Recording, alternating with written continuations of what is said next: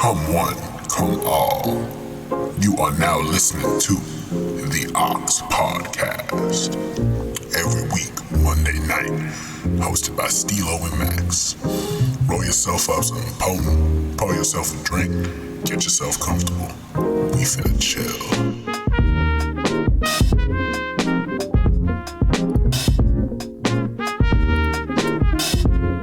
Hello, everybody. Welcome back to another episode of the Aux Podcast, your weekly source for underground hip-hop, general hip-hop, and music banter. Hosted by yours truly, Steelo, a.k.a. OG Homunculus, a.k.a.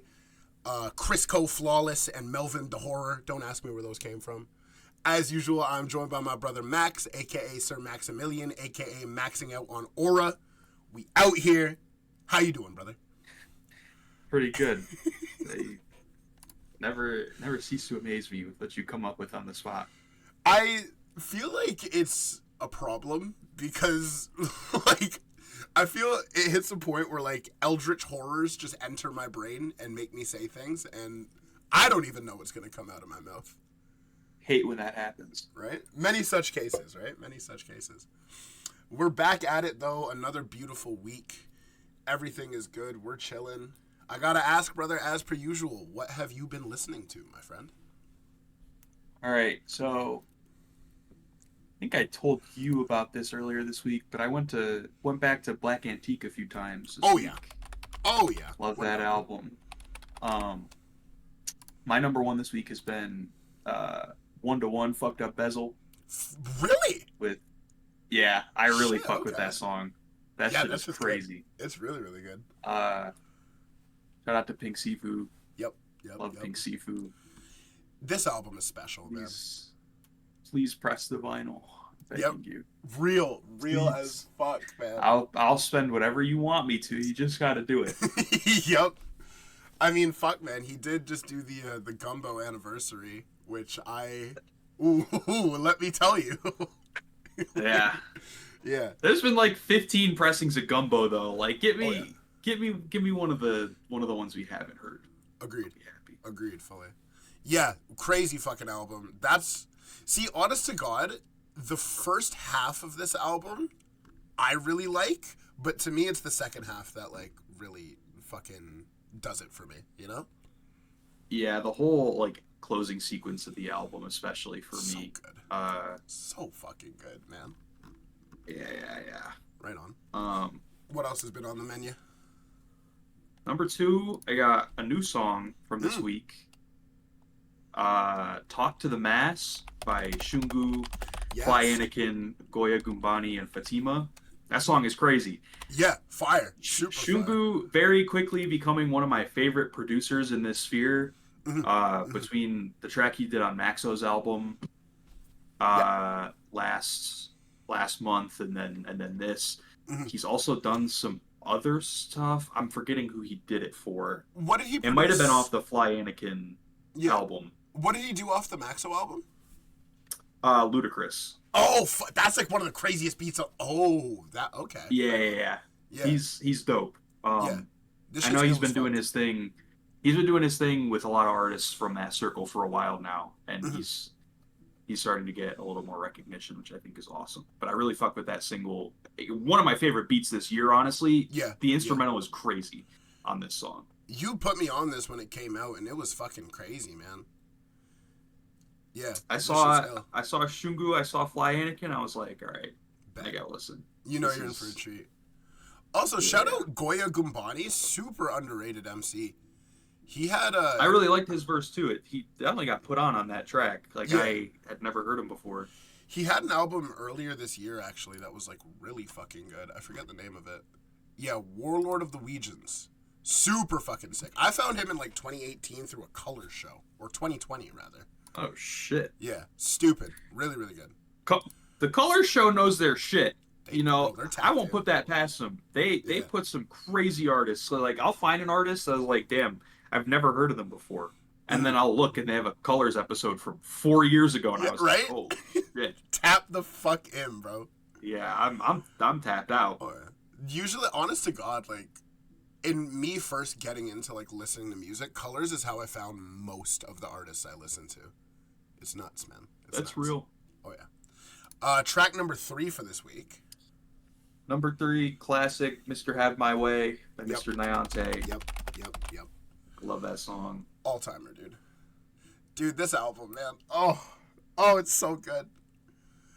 Funny enough, actually, we were talking about it a bit last week when Jammers Anonymous came out. I went back and revisited this. It's special, bro. It's a special fucking album, man. Like, I don't think there's any other artist who could make this album from both like just like the way that it, I don't want to say the way that it sounds, but like the combination of like Sonics, the writing and then aesthetics, like right? Yeah. I think his punches are also one of the most underrated things about him as a rapper, because 100%. he has some lines that are just like nobody else would say this. Yeah, literally.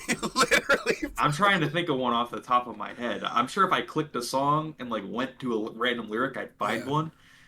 But like between that and like he, the production on most of the album he did himself.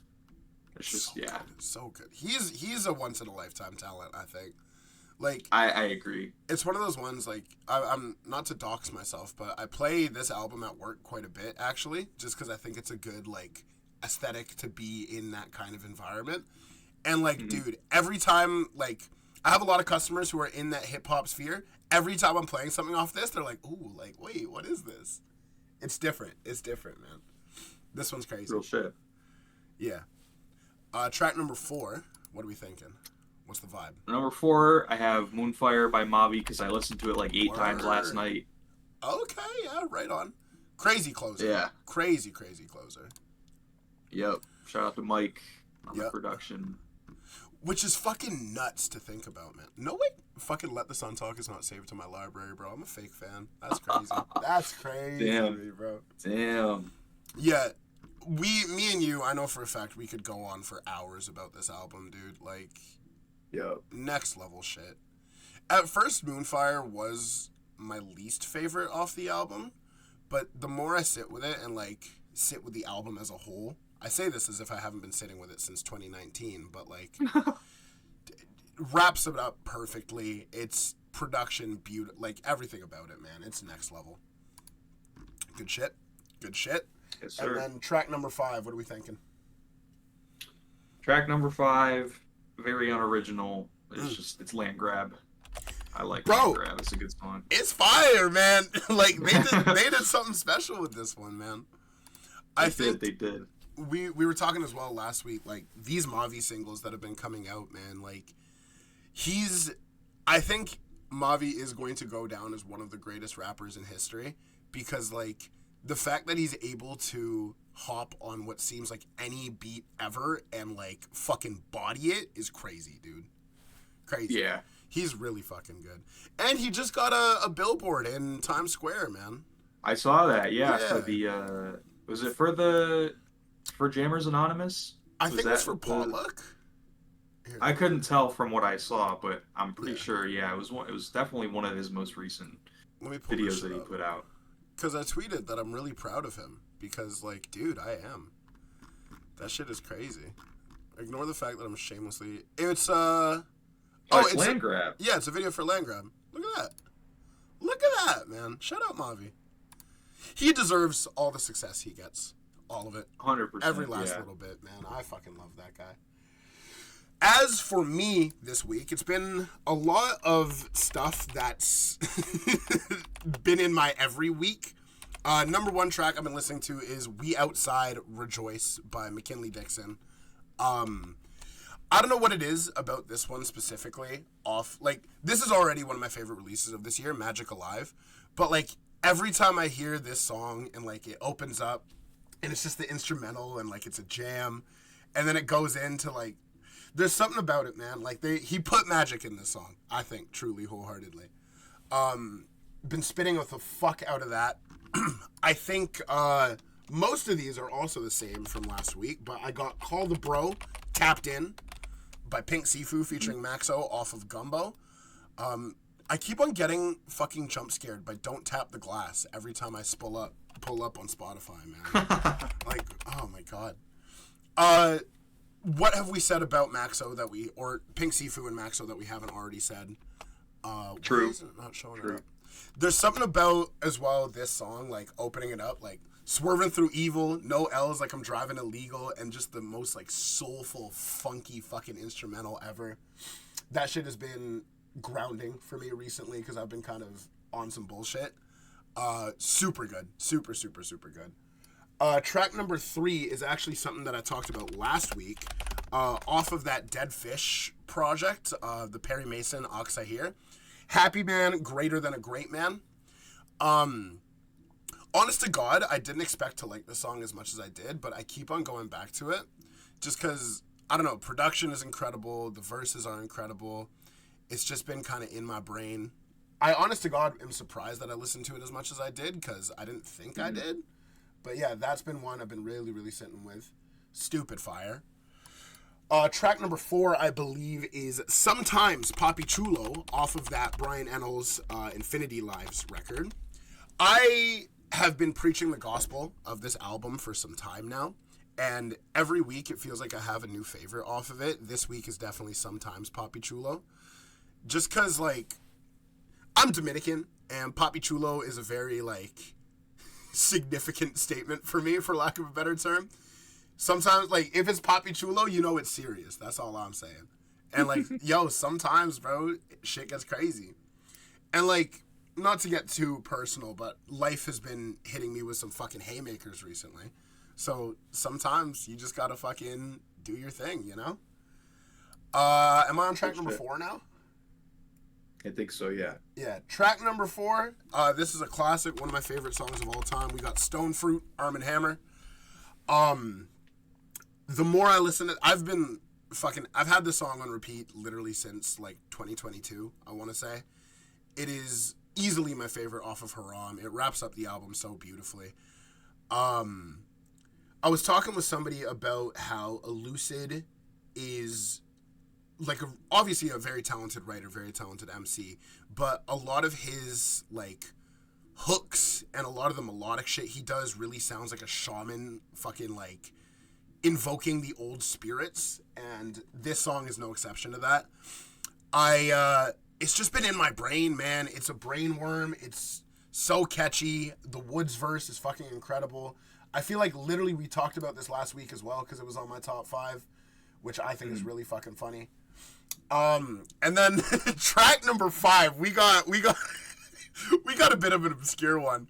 We got What the World Needs Is Love by Burt Bacharach.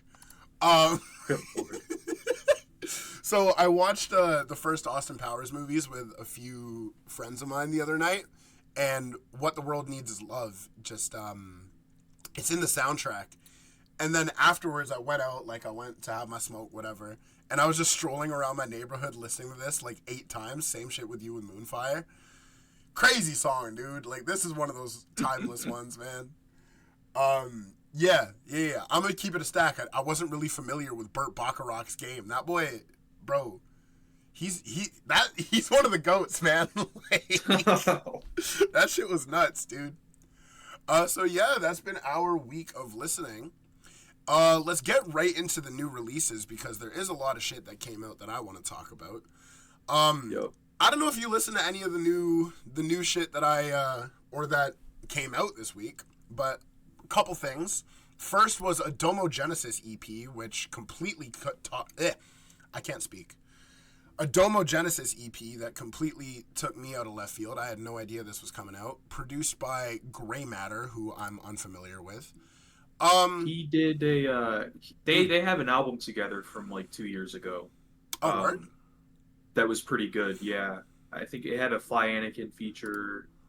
Word. I remember listening to it in 2023 when it came out, but it wasn't my favorite from his that year because he also had an album called Red Corolla that came out in 2023 that I really liked. Word, okay. Right. But yeah, they've worked together before. I just haven't tapped into this one yet because I'm pretty sure it was a surprise drop. I don't think he said that this was coming out. Yeah, it very much so was just like out of left field. Like, I was just scrolling Twitter one day, and then I seen this. I love Domogenesis. That's one of the formative rappers, like, obviously that Odd Future kind of crowd. That's kind of fundamental hip-hop listening for me growing up. So I'm always surprised when I hear some Domogenesis shit. Really good EP, super solid. Definitely check it out if you like just good raps. It's a good time. I'm going to ignore this very large one for now. The other album I listened to is a new Father album, actually. We were talking about Father a couple weeks ago because we were talking about Faye Webster. It's called Patricide. Nothing too crazy. 20-minute little album EP. Really enjoyable. I liked it quite a bit. I'm partial to Father. I think he's really funny. If I'm not mistaken, self-produced as well, as if like most of his stuff is self-produced. Just, you know, classic, funny punchlines. Overly horny at points because it's Father and, like, you know, nature of the business. The track Capiche, 4 different versions of Capiche. That shit was really, really good. Also, Silly Rabbit, When You Met Me, I Was Slime. Not really sure what that means, but still, really good listen. I liked it quite a bit. Definitely give that one a peep if you need something easy to listen to. And then another surprise album, to my knowledge at least. There was a Currency album that came out, just titled 7:30, the date that it came out, July 30th. 40 minutes. I liked it quite a bit. I think when it comes to artists like Currency, and honest to God, I'd lump, like, I wouldn't really say Stove God, but like these kind of rappers, you know what you're getting into when you're going to listen to an album of theirs. And I wasn't surprised by anything. It's just like a really good, solid listen, good production, good bars. Couple good features on there. There's an Eastside Kid feature that stuck out to me that I've never really heard of Eastside Kid before either, so I might see what's going on with him. Nothing out of the ordinary. If you need some good raps, definitely listen to that shit. Really, really enjoyable. I'm going to be so for real, though, probably not one that I'm going to be coming back to unless I'm, like, specifically in the mood to listen to Currency. You know what I mean? Mm-hmm. I think we were talking about it, how sometimes you just need to put on music to make money, and I think this is an album to do that.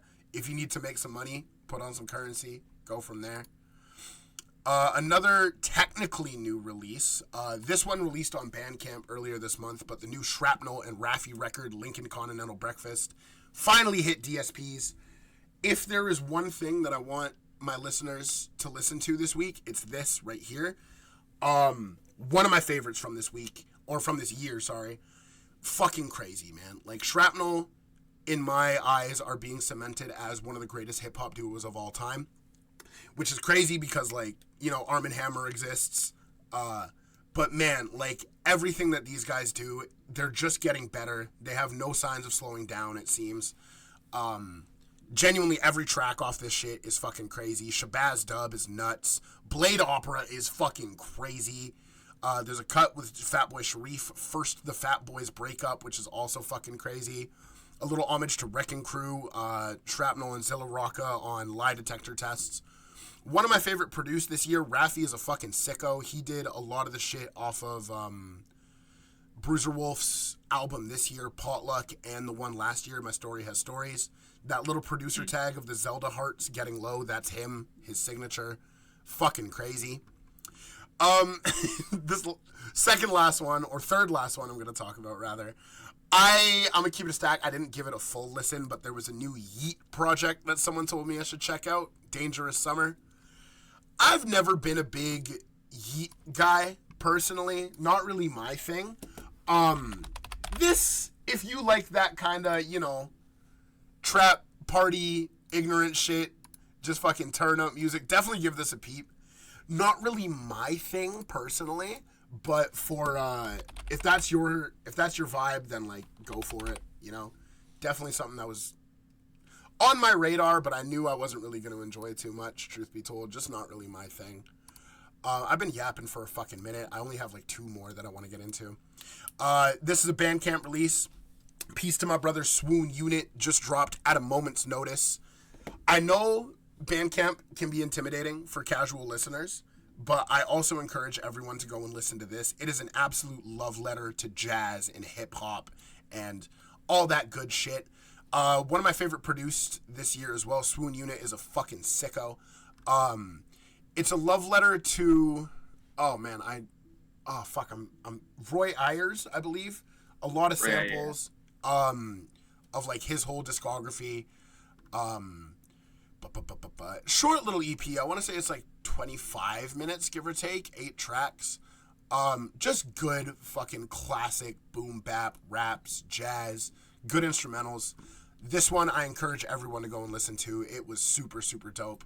I hope it's going to hit DSPs soon, just because I am, like, lazy when it comes to listening to music, I fear. Which is something that we'll get into later as well. Like, we've talked about the accessibility of music before, but I think this also is a pretty good segue. I liked it quite a bit. Really, really good. Definitely give it a listen. Swoon Unit is one of the most underrated producers I've heard. Give them their flowers. Yeah. And then, finally, my Yap session will come to a close. The last album I want to talk about is Metro Boomin Presents A Futuristic Summer, hosted by DJ Spins. Full disclosure, I did not give this album a full top-to-bottom listen, considering it's an hour and 18 minutes. This is kind of what I want to talk about this week as well, where... Listen, no shade, no nothing, but this is not an album that's made out of artistry. This is an album that's made to sell records. You can tell from the cover, which I'm not entirely sure is AI or not. If I'm being honest, it kind of looks AI, so like, oh. Really not my thing, if I'm being so for real with you. It's not one of those ones that I think I'm ever going to revisit. I gave each song probably like 30 seconds of listening to it. Just because it's not my thing. This is not music that connects with me. If this is your thing, if you need some shit for the summer, fucking turn up. I think it's pretty cool that it's a love letter to Atlanta. There's a lot of artists from all over the place, but a lot of names that I believe are from out of Atlanta, and kind of putting everyone on this album, just like a fun vibe for the summer. That's pretty cool. But it's one of those ones where I think you can kind of tell it was made to sell albums, or it's made to sell songs, run up on streaming, played in the club type shit. And that kind of makes me think, should we get into the meat and potatoes of this already, or is there anything you want to talk about before I kind of lock in with this? I have upcoming releases that came up over the last week that we now know. Real. All right. Let's do that. So the most notable coming, well, first of all, so Joey Badass's album was supposed to drop on Friday. It was. And it didn't happen because his label would not let him release it. And he went on Instagram Live and was like, my label sucks. I think he's with Columbia. Yeah. He was like, my label sucks. They have done nothing for me except make it harder for me to release my music to my fans, which is why I pretty much only released stuff this year on YouTube. Mm-hmm. And anything that hit streaming was because they wanted it to. Really? It's basically like this, like they're making it hard for me to be an artist and makes it difficult to release my art. So hopefully that's actually coming soon. Yeah. But yeah, that was supposed to be, for me, that was like the big drop that I was really looking forward to last week. But that is still probably coming at some point. I'm just not exactly sure. That's crazy. When it's going to be. I didn't know that. I thought it was coming out on the 8th, like next week. So next week is the JID album. Yep. And then also the big, honestly, what I'm most excited for next week, this was announced, I don't remember if we talked about it, but I know it was announced maybe like the day after or the day that we recorded. But the new DJ Premier and Rock Marciano are dropping an album this Friday. Yep. Very, very crazy, link up. They've done a couple singles already, but especially in a year where there's supposedly still a Nas and DJ Premier album coming this year. Yeah. So, I think it's actually like, it's really cool to see like an actual legend of the game as far as production goes in DJ Premier, link up with Rock Marcy because of how much Rock Marcy has done for the underground scene. Just like as for sure. I would go as far to say that Rock Marcy, I mean, he's been called like the godfather of underground hip hop before, and like he is the reason that so many artists that we enjoy today can even exist and profit off of the music they make. Yeah. So, I think it's a really big event, not only just for what it means, you know, from that perspective, but also these are two legendary artists. And Titans. Another one of those things is like, this can't be bad. Like, there's just simply no way. Yeah. Agreed fully. That's fucking crazy. Yeah, I forgot about that. I haven't even listened to the singles, man. We will be there, though. We will be there. We will be there. I think it's short, too, so you may actually want to hold off. 8 tracks, it seems. 8 tracks, and I think 2 of them, the singles are already out. Sweet. Yeah, dope. Fuck, yo, I forgot about that one, man. Dope.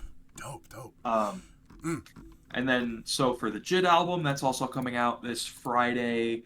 They've been doing a bunch of like ramping up on the promo. They've been doing like the like they did with J. Cole, the $1 in a Dream release thing. A bunch of cities over the last couple weeks and this coming week have had $1 admission to hear the album early and all that good stuff. So yeah, I've heard people were like waiting in line all day to get tickets and shit, but really, you know, you love to see it. I kind of like shit like that because it really does feel like, excuse me, like hype for the album coming out. You know, I think that's pretty cool. Yeah, like I think it'd be cool if they did it in like a public, like a big park or an open area or something like that. You know, just so anybody could really pull up. But Lord, you know, I'm definitely gonna give that a listen this week. Definitely. And then a couple other things that have also been announced to be coming out. There's 2 that I want in the near future. Yeah. So the first, and I'm probably gonna forget some of them. The lead single off of Conway's new album, 17.5, came out Friday. He has a new album coming out August 22nd, I believe, called You Can't Kill God with Bullets. That's hard as fuck. That's a Very, hard-ass name, bro. Yeah. Right on. That, okay. like, whenever he's got a name like that and God Don't Make Mistakes, those are classics. So give me serious shit. I didn't listen. I'm pretty sure this is gonna be a crazy one. For sure. And then the other main one that I believe actually just got announced today. Oh shit. Or no, this was last night. But El Cousteau is dropping Dirty Harry 2 on September 10th. So, whoa! Really? Yeah, we've got that to look forward to. Yep, he tweeted it. Oh, fuck. It's coming. Oh, shit. Oh, that's going to be crazy, yo. El Cousteau, one of those ones. If y'all ain't tapped in, tap the fuck in. Dirty Harry 1 is fucking crazy, man. Oh, shit. There's literally nobody doing it like 10K. In every facet, like, you can, a lot of rap groups, or not even groups, like collectives, are usually as successful as they are because the lanes are so similar that all of the artists occupy. Yeah. Like, that's largely how I view Backwoods Studios, is like they find a lot of very like-minded MCs and they make music together. Absolutely. Yeah. 10K is such a melting pot of different sounds from people from different areas and like how, and like looking at different production and like, and they all like intertwine with each other's projects and like they all bring something independent to their own sound to everybody's shit. So it just feels like one big like potluck almost. It's dope, man. Shout out Bruiser Wolf. Yeah. I think back to Muscle Beach off of Burning Desire, where I know that was a lot of people's first exposure to Neonte and Cousteau, where even on Burning Desire, I think that's one of those songs that really did not sound like the rest of the album. And like, yeah, it's like you said, man, like these guys, I just hit my mic. That's really fun. they're doing something special, man. Like, none of them sound the same to each other, and they're all making their own independent waves, like, under this one umbrella. Because, correct me if I'm wrong, like, obviously Mike, Deontay, Cousteau, Dwayne, I don't know how to pronounce her name, Dwayne Adida? Dwendita. Yeah, Dwendita, who I peeped that album from this year as well. Fucking crazy. Lot of people on that label that are just making like their own unique shit, and I think it's really fucking cool. It's dope, man. I need a 10K Posse Cut album though. That's what I'm deciding in my brain. I think that would, like, because of how much time they spend around each other, I think it's gonna happen at some point. For sure. And I think that would be a fucking massive event. It would be crazy, man. Like, they're fucking sick, dude. Some other releases. Alchemist tweeted, new Mobb Deep album is done, produced entirely by Havoc and Alk. That's gonna be... I forgot about that. Yeah. That's the one that you sent. I'm pulling up the GIF on stream because I think it's really funny. I sent that. I forgot I sent that. Yeah. I'm really big fan of this GIF. Yeah, that's gonna be fucking incredible. That's gonna be one for... Bro, that's the thing about this year of hip-hop, too. Old heads are winning, too. Like, everyone is winning. We're all just feasting, bro. It's gonna be crazy, dude. Like, this one's gonna be nuts. Yep. I don't remember when the last Mobb Deep album came out, if I'm being real. Let's find out. It was a long time ago. Fucking like 20... Hold on, let's see. Fuck, it might have started with a 90. It was 2009. 2009, fucking A. Yeah, Safe is Cracked. I haven't heard that since I was 10 years old, bro. Goodness fucking me. Yeah, that's gonna be crazy, dude. That's gonna be fucking nuts. This one I might get clowned on for talking about, but Chance the Rapper also is gonna be dropping later this week or next week on August 15th, which is the Friday. Say what you will about Chance the Rapper. He will always hold a soft spot in my heart, bro. Acid Rap is a very special album to me. We all know about The Big Day. We all know about that. But from what I've been hearing over the last year, he did a few singles. He had one with Joey Badass. I think he's back to form. With that said, it's Chance the Rapper's form, so I know that's not everyone's thing. Me personally, though, I will be there. I will listen. Because, I don't know, man. I like Chance. I'm a big fan of Chance the Rapper, bro. Yeah. I know it's not really... Chance isn't really one of those names that you throw around anymore saying, like, oh, he's, like, one of the best MC. I don't think he was ever in that conversation, to be honest with you. I think he just makes fun music. It'll be dope. I'll listen. I'll see what's going on, you know? Yeah. Real. Just fucking kills me, bro. There's this one YouTube video. It's like what The Big Day sounds like, and it's just like, ooh, I love my wife. I love my wife. I love my wife. Ah! Yeah. Yeah. A classic. So let's hope that Chance. I mean, they fucking divorced, so that's. Yeah, let's hope it's not like Hot Shower. Don't make that again. Never make that again. You know, I got to admit that song was a guilty pleasure of mine for some time, because it's like kind of like a Tommy Wiseau's The Room situation where it's so bad that it's good, you know? Like you're listening to it and you're like, what the fuck was he thinking when he made this? That's just me personally. I know I'm a bit of a sicko when it comes to that, but hey man. Yeah. I don't think anything else is coming out. Nothing that's really on my radar, at least. If there is some shit that's coming out that you think I should please sound off in the comments. I know I have a few albums on my back burner that I need to listen to. My guy Tong, who's in the Discord, put me on a Shabazz Palaces album that I gave a little sniff. Sounds fucking crazy already. I've never actually listened to Shabazz Palaces, so I'm looking forward to really sinking my teeth into that. I've just been a busy fucking bitch recently, so Lord knows what the fuck I've been on. To get into what I wanted to talk about this week, back to this Metro album. I think a lot of this discourse was kind of being around the big, Kendrick Drake beef as well, where especially in hip hop, you can kind of tell when artists are doing it out of like love for the game and getting their shit off and getting like what they need to say off their chest. Mr. Morale being a perfect example of that. That album I think wasn't really made to sell records, even though it still did. It's Kendrick Lamar. And you also have these artists that are making music just to sell music and, you know, make some ignorant party turn up shit. And I can really go either way depending on my mood and what I really want to listen to. Like, I just think it's kind of interesting that nowadays I feel there's a bigger divide than ever where people are kind of unwilling to appreciate the albums that are made just to sound good and don't really have any overarching themes.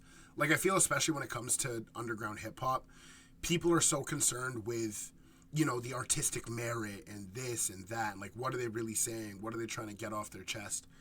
And I think that can kind of be dangerous rhetoric because you don't always have to fucking talk about the decolonization of Rhodesia. You know what I mean? Like, all love to Billy Woods. Billy Woods is my favorite, like one of my favorites of all time. But I think people are kind of losing the plot because you don't always have to be speaking on fucking real shit, you know? Sometimes I'm just trying to catch a little vibe, you know? And I think my question, I guess, is like, do you think that artists, especially hip-hop artists, kind of owe it to their listener base or consumers to make, like, personal music? Because I think hip-hop is the most personal medium in terms of music and songwriting. But I think that's a slippery slope because, like, I don't know. You know what I'm trying to say here?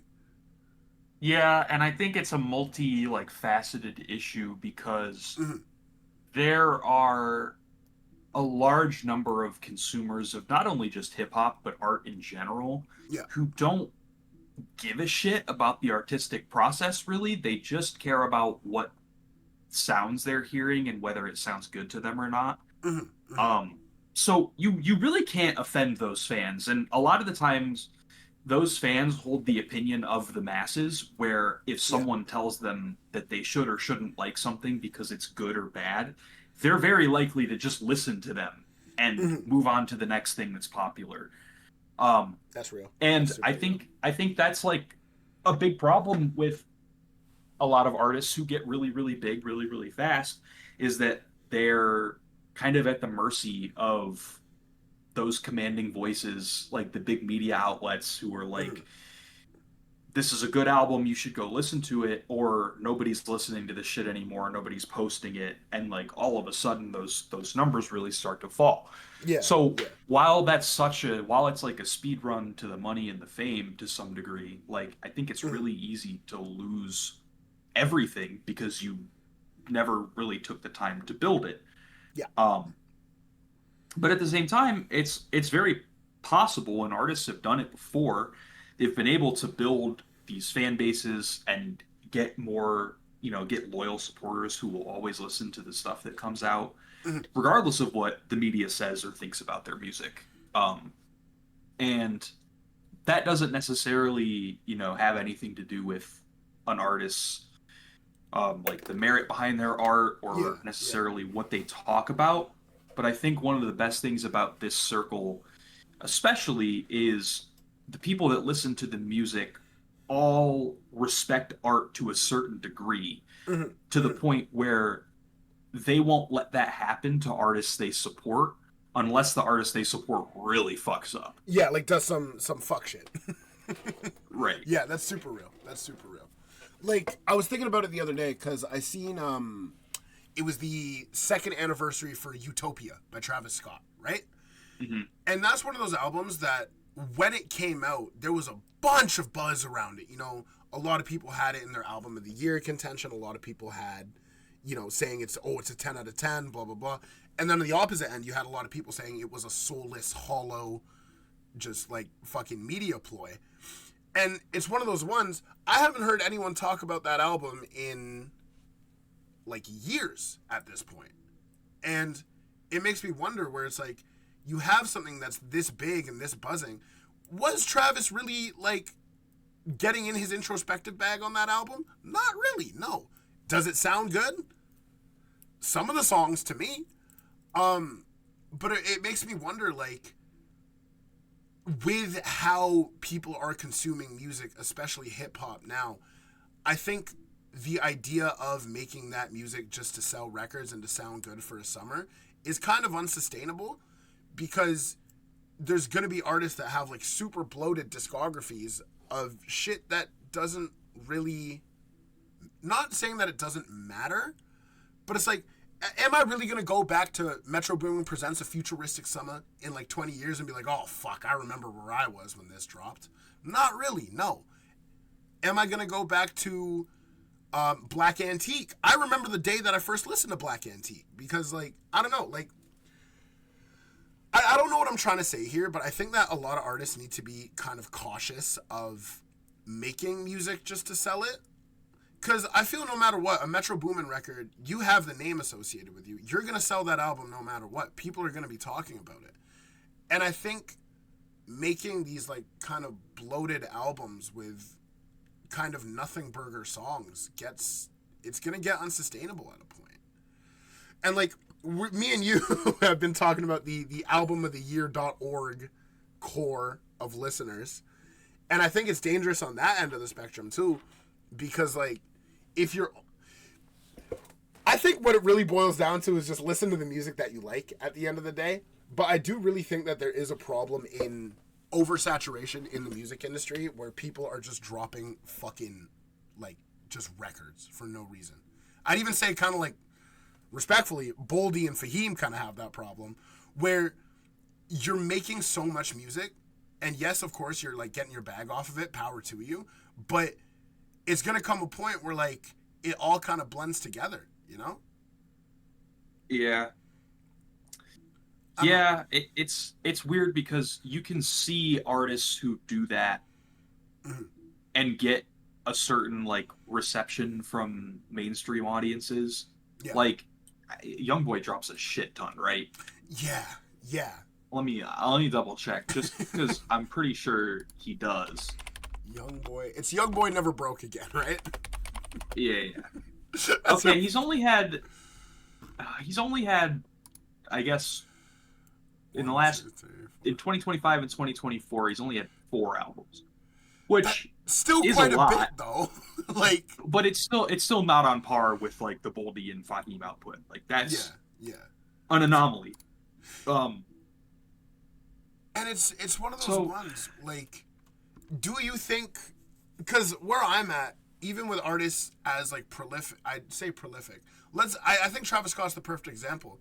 If Travis were to drop an album tomorrow, would that really make an impact in the hip-hop scene? Because I don't think so, man. I think it's kind of we have to get to a balance point where it's like, if you're going to drop an album, like, make it say something, you know? And that could be me being pretentious. I am pretty pretentious, especially when it comes to music. I think it is a little pretentious. I'm gonna be honest, because, like, I mean, yeah.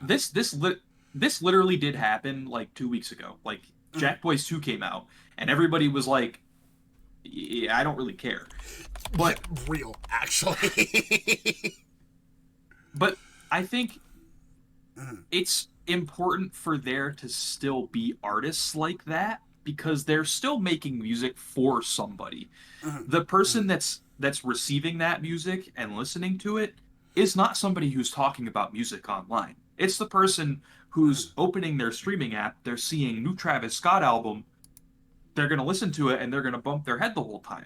And they don't really give a shit about anything past that. Like, they just know that they like Travis Scott.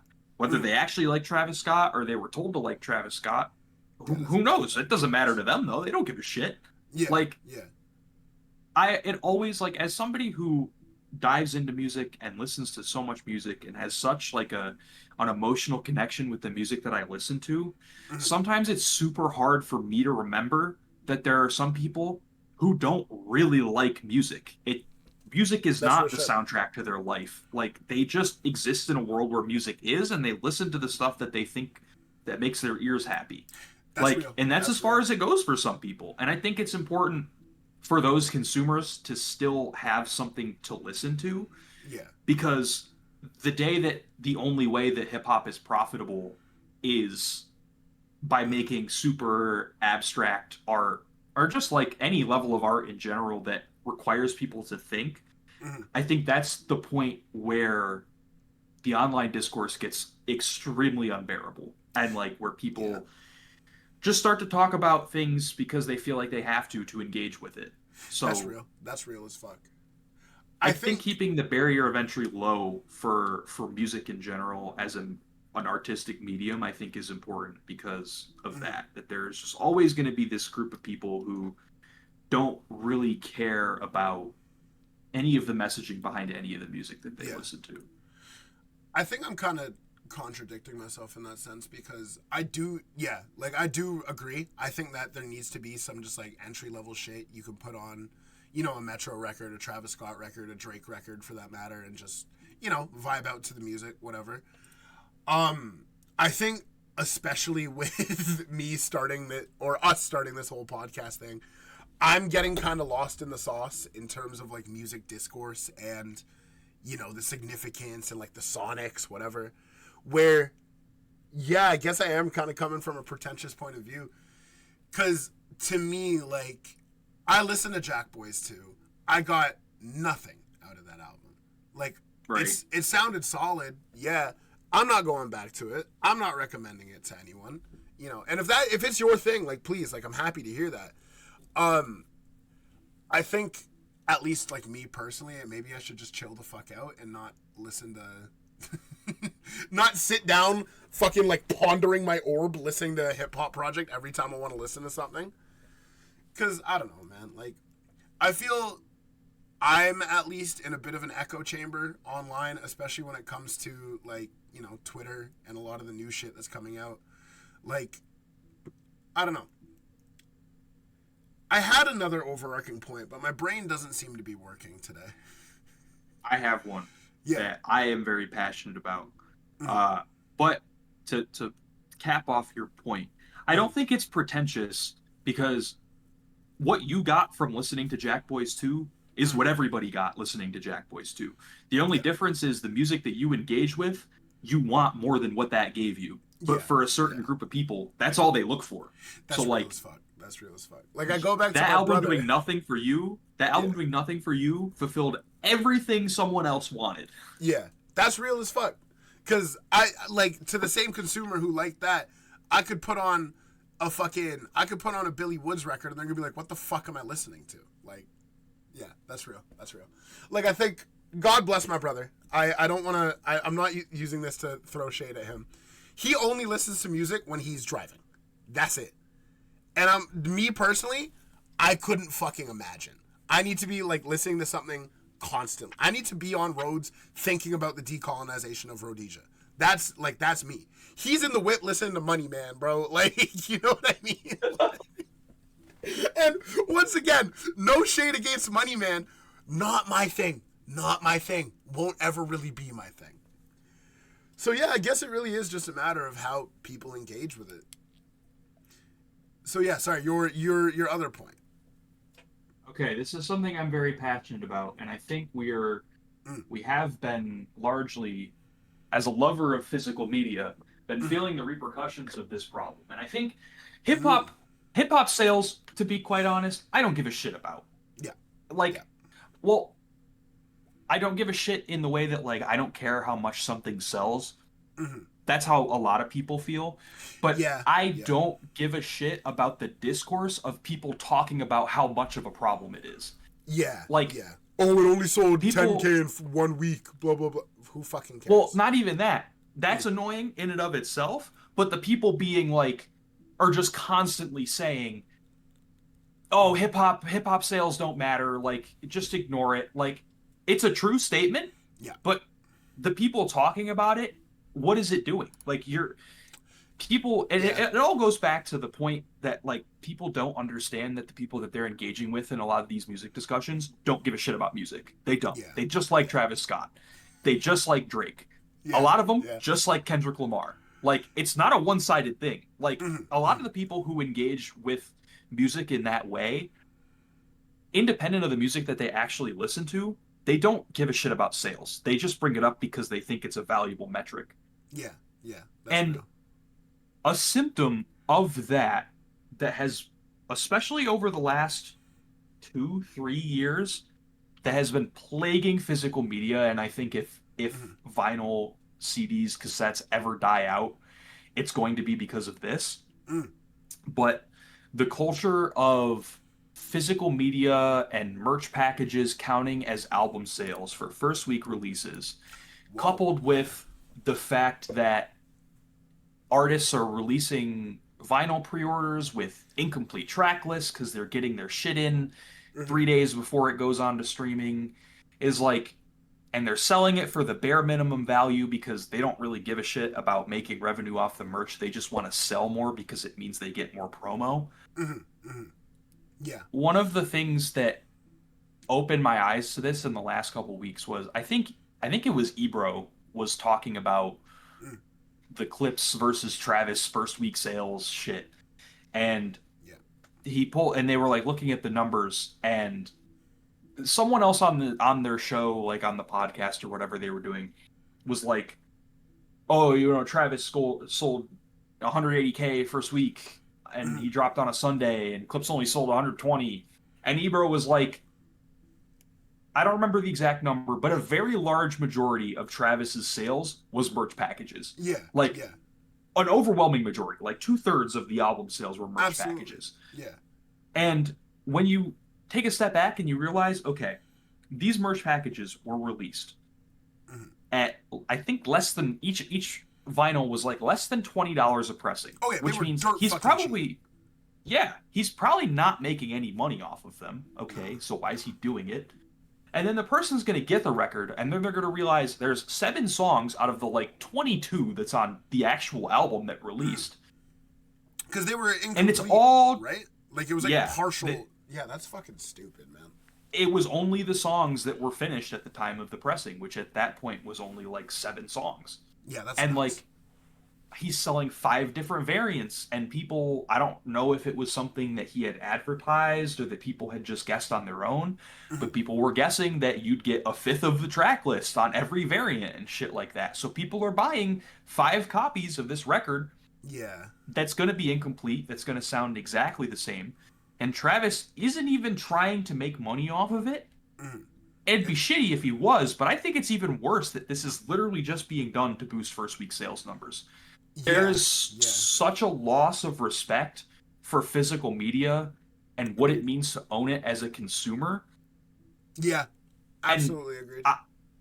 I think it's like I think it's actually a really big problem because I try to avoid buying pressings of albums from like record labels, because a lot of that stuff you can usually find in local record stores. I'd rather support a local business than buy it from fucking Interscope's website. Yeah. Or Amazon, whatever the fuck, right? Yeah. Like, if that's the only place I can get it, then whatever. But, like, if I know I'm going to be able to find this somewhere else and I'm going to be able to, like, put money in somebody else's pocket, I'm going to do that. Yeah. So, like, I really don't get why, like, there's this such a big obsession over first week sales. Well, I know why there is, but like as far as like consumers go, I don't know why they're so concerned about it, because it's kind of inauthentic, right? Yeah, exactly. The reason, and it's so inauthentic because the people complaining about it are very, very often the people contributing to the issue. Yeah, 100%. I swear, like, not to just fucking drag Travis Scott the whole show, but I swear there was something similar that happened with Utopia as well. Like, he did like 5 variants of the album, and like some of them were incomplete, some of them had like a bonus track or whatever. And I think absolutely that will, because me and you, we are avid vinyl collectors. We love, which actually makes me want to say something else. It is kind of a disrespect to the people who do enjoy collecting and enjoy, actually playing the records, because it's like, you're not making this for the sake of preserving your music. You're making this exclusively to pump up the metrics of your album. And I think that's kind of disrespectful to anyone who collects. And I'm gonna be real. I was a very big Travis Scott fan growing up. Like when Rodeo came out, Birds in the Trap, Astroworld.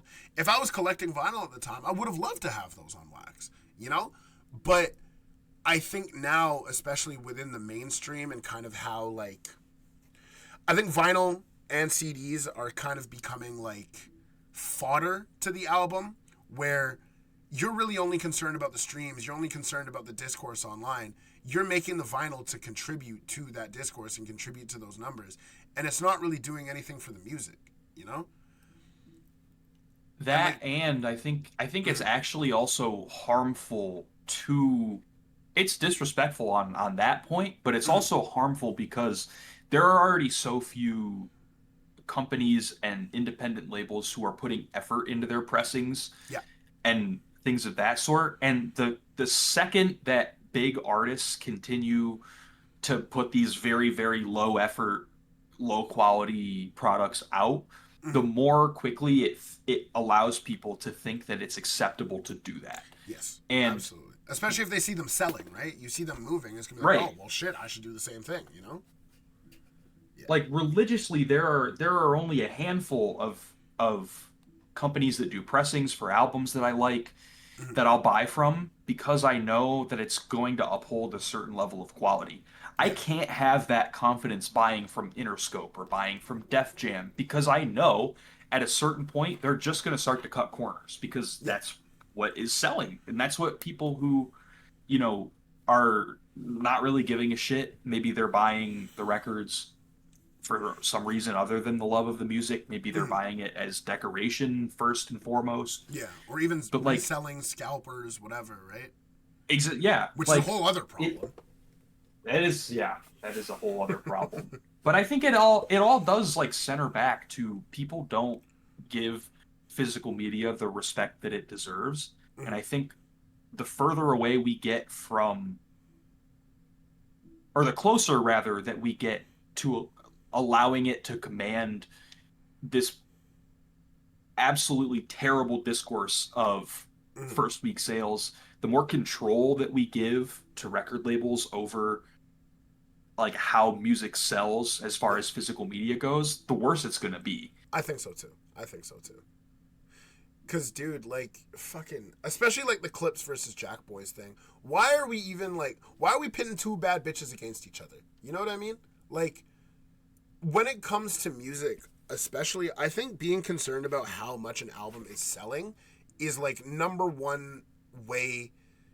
It's self-destruction in a way. I feel like it's unhealthy discourse. It contributes to people not caring about the music and rather caring about the popularity of it. And I think that's fucking cringe, man.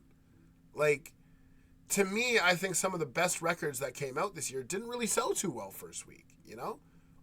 Didn't really sell too well to begin with, but I think that's a symptom of me preferring a lot of underground shit.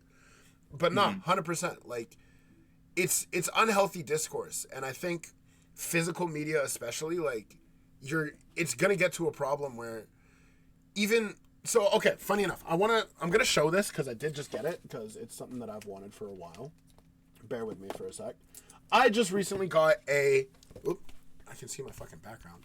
The 20th anniversary pressing of Food, right? I love this album. I love Food. It was a cool variant. It's like the orange one. I'm going to be spinning the fuck out of this when I get my player, right?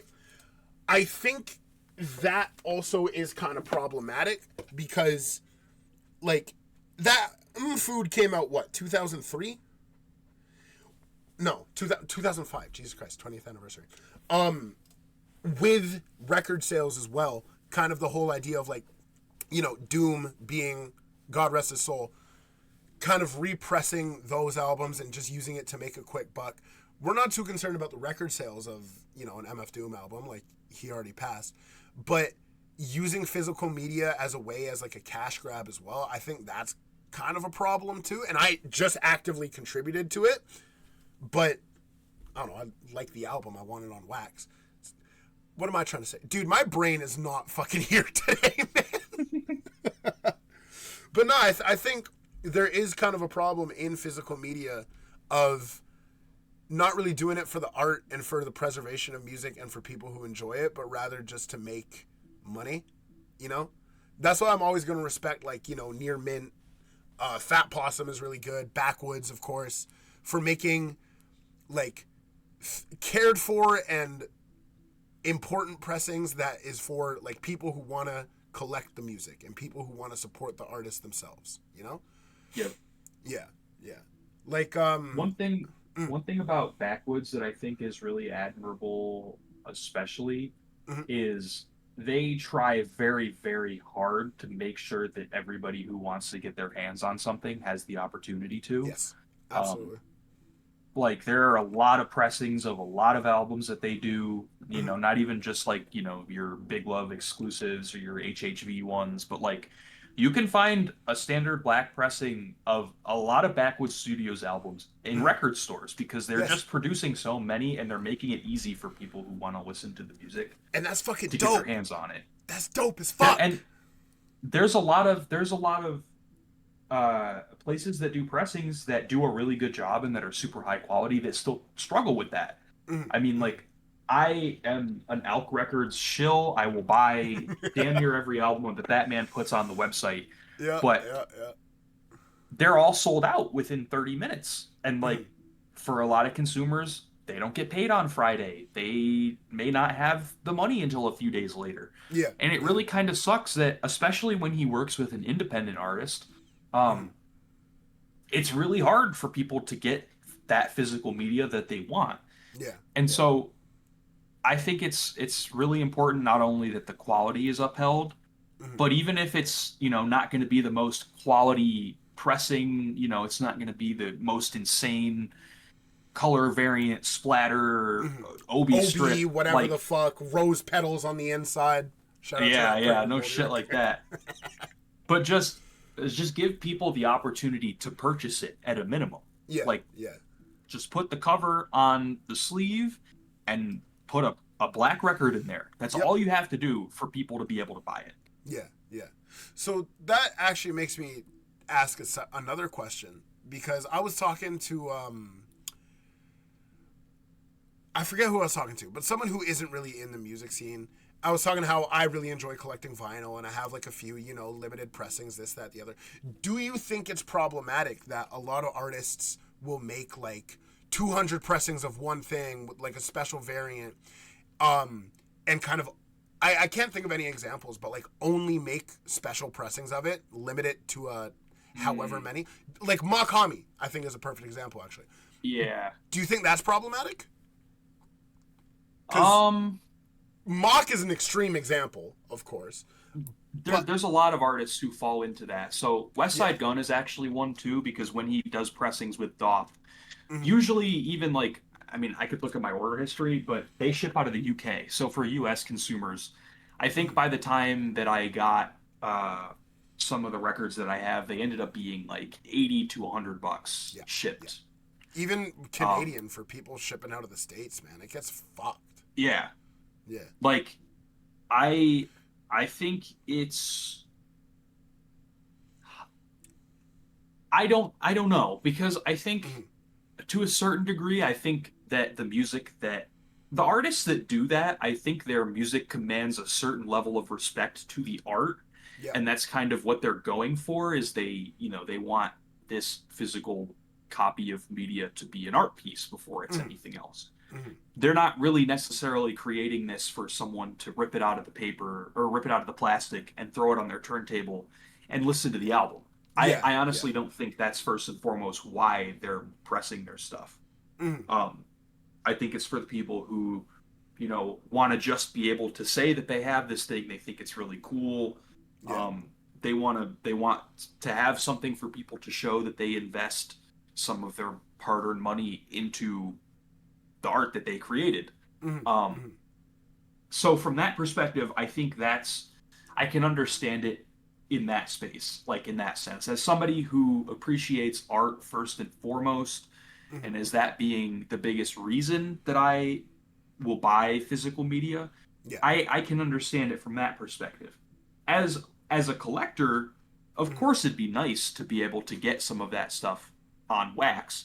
Of course. But I think another, you know, downside of the way that that's handled is it kind of invites this like scalping behavior that it does that we've found.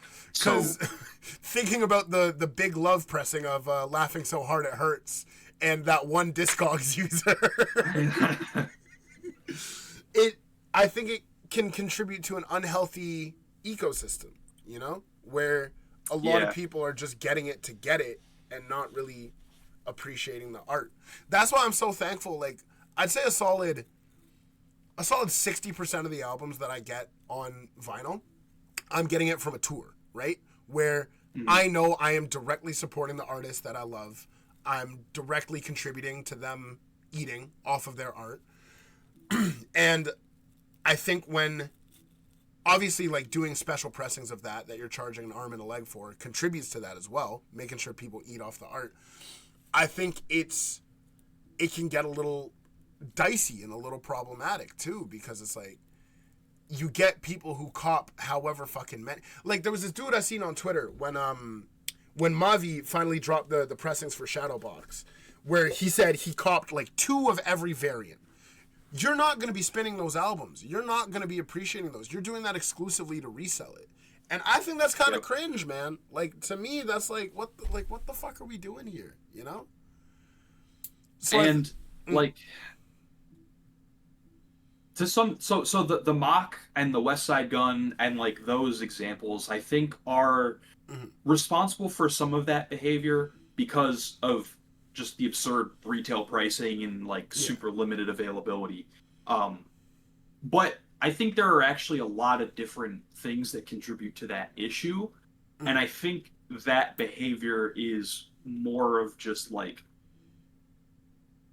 the larger scale behavior that consumers of any product have now been forced to, because supply is so limited and things go viral and become so popular, that reselling as a behavior is something that's been super prominent in sneakers, trading cards, fucking Labubus, whatever. Like, everything is resold now. Bro, I was waiting to see, just in general, how long it would take for us to bring up Labubus. 5 weeks, that's it. 5 weeks. But yeah, no, 100%. 100%. Like, especially with trading cards and shit, too, man. Like, it's an unhealthy culture, I think. Like, and this is, so I'm going to bring this up because I love 10K. I love everything that they do. I love all the music they put out. I love the physicals they put out. Yeah. But even them, who we know that they obviously give a shit about what they put out and how they provide shit to their fans, but they're not exempt from this because a lot of the pressings that they've done are grossly overpriced, and it's I think it's like this is a perfect example. So we were talking about For the Love of Money earlier. Yeah. This album was released on, I think, in like April. Yeah, late March, early April, I think. There is one copy up for sale on Discogs. It is $700, and there has never been one sold on this website. Jesus Christ. 700. 700. Bombaclat. Is that just a standard black pressing? Or is yep, was it... that's really? The only one that ever was released. So he did release the clear version last week. So that should help bring the prices down. And to me, that's their way of being like, okay, we're going to get this in some people's hands. Like, we want to be able to do that. Sure. I mean, even Showbiz. I mean, the green Showbiz that I have, the median sale price, $150. The clear pinball 1 and 2, $150. Yeah, that's fucking wild, like, man. It's an issue, I think, that...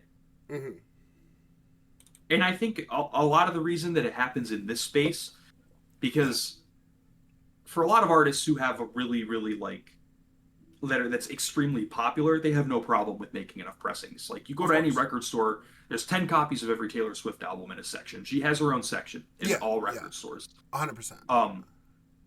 But I would argue that physical media is so important to a lot of the people who consume this like subgenre of hip hop that there's just no way that that artists can comfortably meet their demand if they were to press however fucking many. Because I think the vinyl and the CDs and cassettes, like, they go hand in hand with that subgenre and with this space that, like, let's say Mike has 100,000 fans. If he made 10,000 pressings of fucking Burning Desire, it's going to get sold out, I think, just because people want to contribute to that. Yeah. And it's also, like, what you have to be afraid of is if let's say you're Mike and you have 100,000 fans, mm-hmm. How comfortable are you with pressing 20,000? Because how many more past 10,000 are going to sell? They might not sell immediately, but I can bring them to shows. I can, put them up on different retailers. I can put them up on Amazon and get money that way. Like, there's so many ways for artists to make money off of it, but it's just I can imagine it's really scary because one record costs you, let's say, $20 to produce. You sell it for $45 or $50. So every record that doesn't sell is you losing money. Yeah. Like, actively losing money. Yeah, it's dicey, man. It's dicey.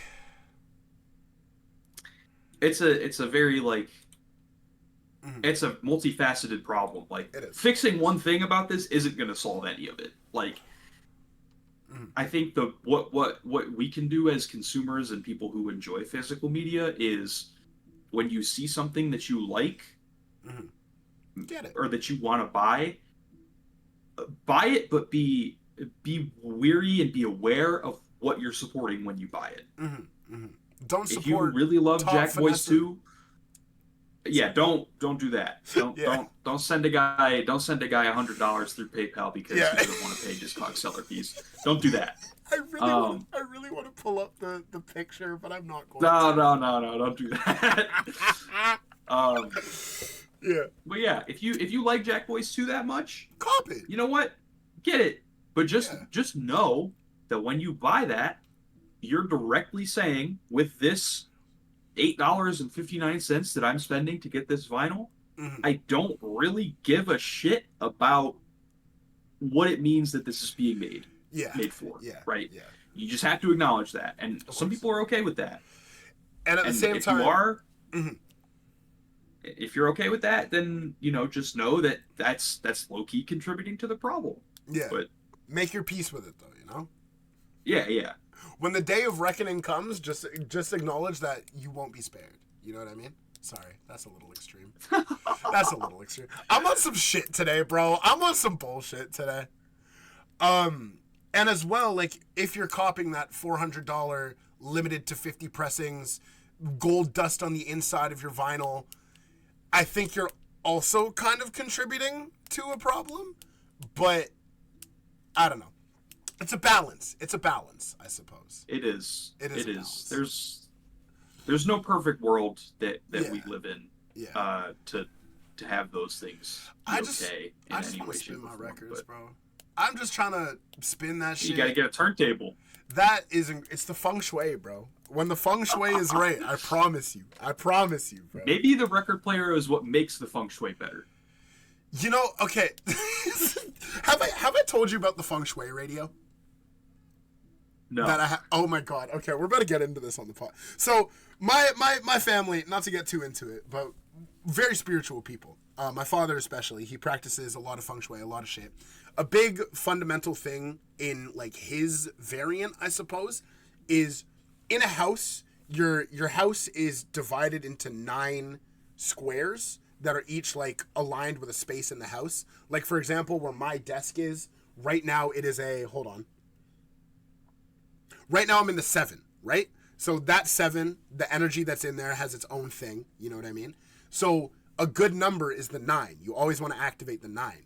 So I have, like, a little stereo radio that I move around in my basement to be in the 9 every day, just to play music in there to activate the 9 and activate the good energy, right? So if my record player is, like, stationary at my desk, which it will be, some days it's going to be good feng shui, other days it's going to be fucking terrible feng shui. If it's a 6 and I'm playing records, I'm fucked. So, like, you're half right. It kills me too, because, like, we've been doing this for years, right?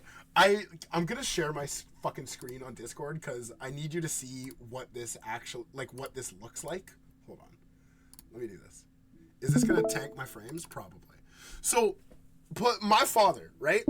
I would show up to him. I'd be like, "Hey, yo, Dad, where's the radio go today?" And he'd be like, "1 second, son. By the water cooler." And I'm like, dude, like, what the fuck? It's some next level shit, bro. Like, it's some next level shit, man. Anyways, feng shui anecdote aside, I have the pictures of your mail day or mail days across this week. If we want to get into those. Yep. Starting out, we have the funny ramen bowl with the signatures. Yeah, what's that? Alfredo too, brother. The special sign. One of 100 that were sold, signed by both Freddie and Al. Huge. Came unsealed, which was pretty cool, so I was able to play it. They signed it on the actual like sleeve itself. Oh, really? Yeah, so nice. I was able to play it. That's the copy that I'm gonna play, just because it's the standard black pressing, and I don't really want to open the other one. Yeah. Right on. But yeah, I saw someone selling this already for like $1,000. Jeez Louise, bro. Yeah, I mean that was the only one up, so there's a good chance that nobody's spending that. But we've this is definitely one that I'm. Yeah. So I'm super happy to have this. This cover especially because I wasn't gonna get this one. But to have it paired with the original Alfredo 1 cover is hard as fuck. I think it goes together really well. Yeah. And you have Alfredo 1, right? Yep, I have the original cover. Oh, it's beautiful. Beautiful. Image number 2, we got the 4-Pete. We got album that name neither of us will say, Billy Woods. Yep. No, definitely not me. Definitely not you. I mean, you're behind a frog, so it's fine. No, I'm playing. No. Slowly becoming one of my albums of the year, though. The more I sit with it, it is like it just gets better every listen, man. That shit is incredible. Did you get? Go ahead. Any special pressing, or is just like the black variant? Just the standard black variant. It was in a record store the last time I had went over there. It was there, but I had bought a few other things, so I was like, let me not spend $200 in one place. Blow a fucking bag. Yeah. Yep. So it's just the standard black pressing, but I don't know. Honestly, I think I said this last week. I'm not like I don't listen to this album a ton, but I feel like there's going to be a point in the future where I do, and I'm going to wish that I had bought it. So that's why I did. Absolutely. Absolutely. I got something special coming in the mail for that too, which we'll talk about when it gets here. Yeah. To the right of that, we got the Alfredo 2 comic cover. I think this is my favorite of all of them. Like it's like an actual art piece. I think like whoever I think hold on, let me grab it because I know his name is on it. Yeah. I'm gonna shut up the artist. Yeah, it's a sick cover too, man. It's so fucking cool looking. Okay, I think it's Philip Jenkins, the GOAT. The GOAT! I think. I can't really read the shit, but whoever you are, shout out to you. This shit is dope. So funny story, I bought this off of... I bought the pre-order before the album even came out. I got that and, like, the matching shirt. And then, so my signed one shipped from the same place. And then I got an email that was like, yo, your order for the comic cover was canceled. And I was like, oh, okay. Yeah. So I was out. I was hanging with a friend. We were record shopping on Friday, and I saw it, and I was like, should I fucking get this? Yeah. And she was like, well, if your other one got canceled, then you're gonna get your money back. Then yeah. May as well. Right? So I picked it up, and I got home, and then the package that was supposedly canceled was sitting in front of your doorstep. So I have 2 of these. Yeah. I'm not keeping both. And if I'm not a filthy scalper. If I get the money back for the one that was supposedly canceled, I'm gonna give it away. If I don't, I'm gonna sell it to somebody who wants it for like $30. So yeah, if you get the money back, we should do a giveaway. I'm I already promised it to somebody. Never mind. No, listen, I'm down to do a giveaway. Well, we'll figure something out for that. We're going to specifically do it of all the Jack Boys 2 variants. Yeah, collect them all. I think I would not enter in that giveaway, even if it's like this post. Probably not. I'm ignoring that shit, probably. Yeah. And then to the right of Alfredo. To the right of Alfredo, I have been looking for donuts. Yep. For like a year in a local record store because I know that it will be there at some point, and because I've seen it before, and I've been looking like for probably the last 3 months in every section that I go to. I look for donuts, and I never found it until Friday. Nice. So I ran into it. I got that Alfredo too and the donuts in the same store. So huge. that was pretty sick. We love that. Support your local record stores. Support your local record stores. Yes, please. Yeah. Don't buy from Amazon. Go check your local record stores first. Mm-hmm. If they don't have it, you can buy from Amazon. It's okay. Yeah. But just check first. Yeah. Just check. Yeah. Donuts is a formative album for me, man. Donuts made me start making beats, like straight up. That's fucking real good, shit. Man. So fucking good, man. I listen to Don't Cry at least twice a day. Just cause man, oh man. Oh, so that song is so haunting too, story behind it. I don't know the lore, actually. When Dilla was in the hospital, because most of Donuts was made when he was in the hospital, I believe. Yeah. He made Don't Cry for his mom. Because she was really torn up about him and everything that was going on there. Oh, that's really sad. So that's, it added a new tone to how I listened to that song. Cause it's damn. Yeah. Oh, that changes it for me. That changes it for me. Fuck, man. I mean, it's one of those ones you can kind of draw context clues to a degree. Yeah. Shit, yeah. Anyway, sorry. The last pickup of this expedition you were on is not actually vinyl. Yep. Nope. Not a pickup either. My friend that I was hanging out with, I won't put her on blast, but shout out to her. This is a super late birthday present that she got me. Oh. Nice. She got me this, and when she found it on Discogs, she also got me a pressing of Let the Sun Talk that I have sealed. Oh, the one, yeah. The clear black, white, and blue splatter one. Yeah. So. Oh, those fuck were both yeah. From her. Oh, she's the GOAT. She is the GOAT, yeah. And I told her before, to get that album specifically from someone who means a lot to me, that means a lot to me. Yeah, that's some real shit. That album specifically. Incredible. Actually fucking incredible. Is this, it says 116 out of 250? Is this a fucking limited CD as well? Yeah, so Let the Sun Talk, End of the Earth, and Laughing So Hard It Hurts were all pressed by De Rapwinkle from the Netherlands.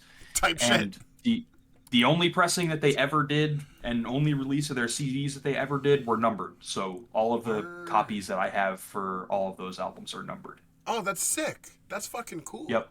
Right on. We could do a Let the Sun Talk episode. Fuck me. Crazy. For real. Type shit. That's raw. Next up, we got The Elephant Man's Bones, Rock Marcy and The Alchemist. Crazy. The Elephant Man's Bones. Saw this one at a good price. Lowballed the guy. He accepted. Now it did come back and bite me because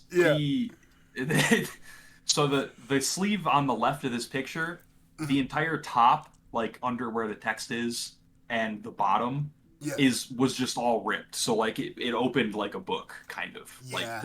The record would not stay in if I just put it in there. Bad scene. Hate to see it.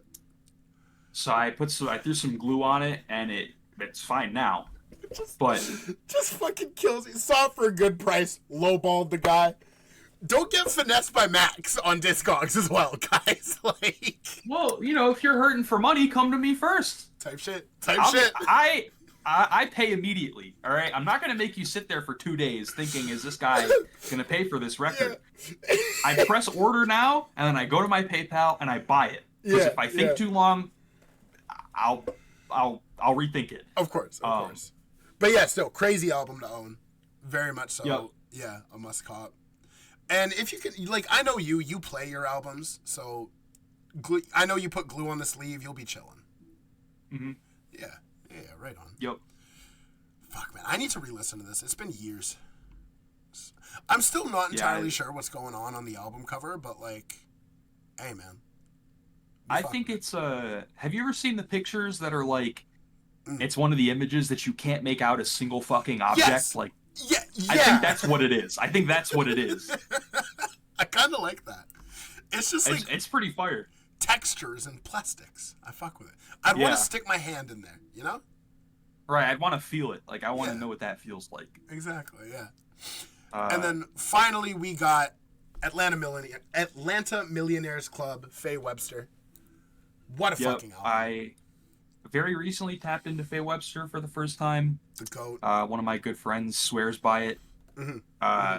So I gave it a first listen, and I was like, wow, this is so good. I'm going to go buy the record. And so I literally bought it off of first listen. Yeah. It's one of those albums that I think can do that. Yeah.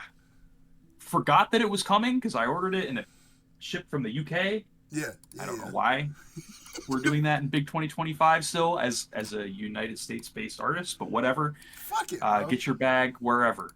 Yeah. I guess. For the culture, you know? Right. Faye Webster, have you listened to her discography? I listened to, I don't remember what it was called. I listened to her album from last year or 2 years ago. That's the one I was Underdressed at the Symphony. That one. I listened to that. So fucking good, man. Yeah. That's the one I usually recommend to people. Like, Atlanta Millionaires Club for sure, but there's something about Underdressed at the Symphony, man, that just it just gets me. Stupid fire. And with that, we've been going for about an hour and 30. I think we should give people some albums to listen to on their way out, as we usually do. I have mine picked out. Do you have yours? Nope. Sick. Go ahead. So, for me, I am picking an album from earlier this year, Emerge in C by Shamar. Stupid. Just fucking ridiculously fire. Very personal album. You can tell Shamar is getting their shit off, saying the shit that they need to say. I'm pretty sure mostly self-produced as well, if not entirely. Crazy bars, very experimental, very out there, but one of those ones that I think is a must-listen personally. Standout songs for me, Foxhole, What I Learned in Boating School Is... Albany Avenue, and the self-titled Emerge in C. This was one of those ones, I listened to it like once when it first came out, really, really liked it, and then a lot of shit was just like fucking, life. But I went back and re-listened to it top to bottom a few times, like throughout this week. One of my favorites of this year. Cannot recommend it enough. This shit is stupid fucking fire. Especially for the listeners that I know have a very aligned taste with me. Like, I'm not going to name names, but you know who you are. You would fuck with this. Like, heavy. If me and you have spoken on music that, experimental shit that we like, this is up your alley. You know what I mean? Yeah. Definitely give it a peep. About 42 minutes in runtime. One of my favorites from this year. Fucking sick. Yeah. And yourself, have we found an album? I'm going to go to my collection tab on Discogs and hit random item. Type shit. Do that. I like it. All right, let's see. My fingers are ready. Load? That's a crazy thing to say. Hey, yo. This is the most unhinged episode by far, I think. I feel like I'm losing my fucking mind today. We were very passionate for most of it, too. yeah. Spitting. I'm just happy I didn't get to talk about Quadeca again. Ooh. Well, there you go. Well, you just did. Yeah, I mentioned him. I'm fucking cooked. Don't find my Album of the Year account. You will be disappointed. I don't have an Album of the Year account. Nor will I ever. Someone's going to make one. Oh, impersonating me? Yeah. If you do that, I'll come to your house and find you. Your house? All right, yep. Real shit. I'm doxing everybody.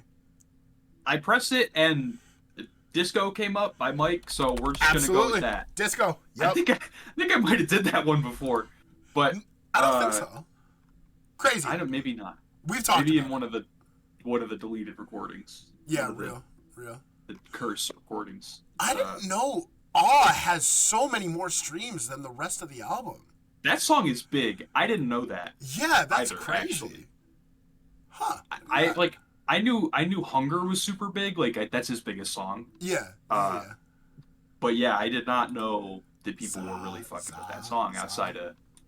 It's a great song. I mean, it's incredible. Fucking incredible. Shit, good for Mike, man. Good for Mike. Yeah, Disco. Shout out to Disco.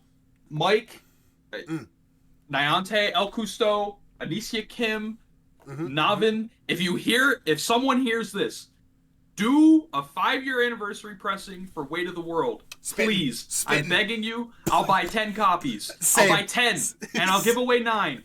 I'll do it. I'll buy 10 and I'll give away 9. You heard it here. If they do it, spread the word. I'll buy it.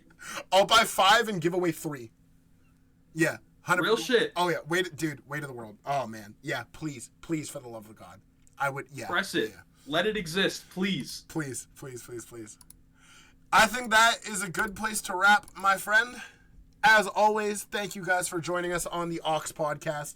This week was a little fucking cursed. I hope to God my audio sounds good. If it doesn't, you will hear about it in the news of what I did. That's crazy to say. Jesus Christ. But thank you guys for coming into the Aux. I will leave you all with listen to the music that you like. Don't let anyone tell you otherwise, unless you're listening to Quadeca, in which case, seek God. Sorry. Wow. That's crazy. You know, I actually went back to Scrapyard. It's pretty good. It's solid. It's solid. Anyways. Everyone, be well. I'm going to do my little outro bullshit because I'm fucking stupid. Yo.